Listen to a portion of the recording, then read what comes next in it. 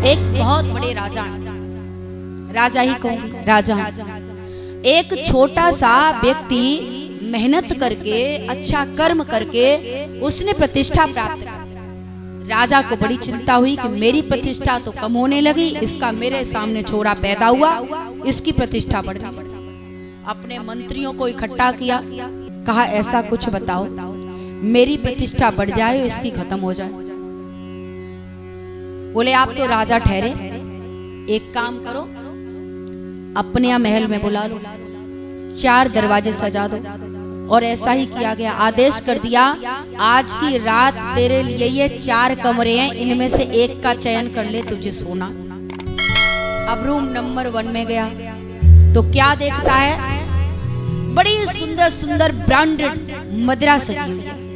अरे राम राम, मैं तो ब्राह्मण हूं, मैं तो सत्संग करता हूँ, ये तो बड़ी गंदी चीज है, मैं हाथ नहीं लगा सकता, सॉरी मैं नहीं इस कमरे में रह सकता। निकल आया, दूसरे कमरे में गया तो सुंदर सुंदर मांस सजा दिया है।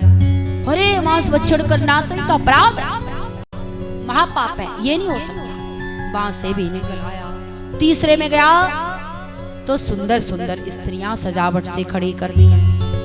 अरे मेरे घर में परम सुशीला मेरी पत्नी बैठी है, मैं इन स्त्रियों का क्या करूंगा। वापस आ गया, चौथे कमरे में गया तो देखता है एक फांसी का फंदा लटका हुआ है।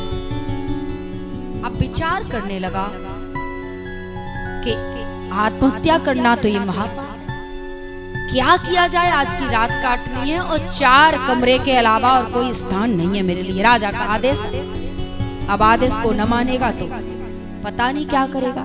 विचार करने लगा, चलो 4 में से पहले कमरे में, आज रात की तो बात है, गुजारा करना है, पहले कमरे में चला जा और मदिरा जहां सजी थी उस कमरे में चला जा।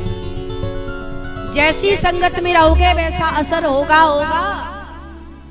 मदिरा वाले कमरे में गया और देखता है धीरे धीरे मदिरा को लेना उसने शुरू कर दिया।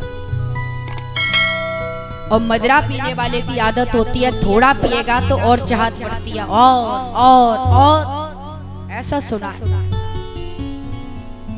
इतना मदिरा पान कर लिया उसने, उसको होश नहीं रहा। झूमते झूमते कमरे से बाहर निकला, दूसरे कमरे का गेट खोला, उसमें घुस गया, क्योंकि मांस का और मदिरा का बड़ा साथ दिखाया। अब तो उसने मांस बछड़ कर लिया, फिर निकला, तीसरे कमरे में गया और जो न चाह रहा था वो स्त्रियों के साथ संबंध बना गया। ये सब होते होते भोर के 4 बज गए थे। बाहर फील्ड में एक नीम का पेड़ था, आके उसके नीचे बैठ गया और नीम के पेड़ के नीचे बैठ के उसका थोड़ा नशा कम। ब्रह्म मुहूर्त में कितना ही कोई व्यक्ति रात भर परेशान रहा हो, सुबह की बेला में वो ठीक हो जाता है, कम हो जाती है बीमारी। अब वो सोचने लगा, महाराज नशा कम हुआ कि राम राम ये मैं क्या कर गया रात में, समाज में मुंह क्या दिखाऊंगा, मैं तो कैसी कैसी बातें कहता था, ये गलत कार्य कर गया, अब मैं मुंह दिखाने के लायक नहीं। और उठा और चौथे कमरे में गया और फांसी के फंदे पर झूल गया। फर्क पड़ता है, साफ पड़ता है। जब एक मदिरा पान करने से उसका घर बर्बाद हो जाता है, कितने बच्चे अनाथ हो जाते हैं, कितनी बहनें विधवाएं हो जाती हैं, कितने माता पिता बिना पुत्र के रह जाते हैं, कौन उनकी देख रेख करे, असर पड़ता है।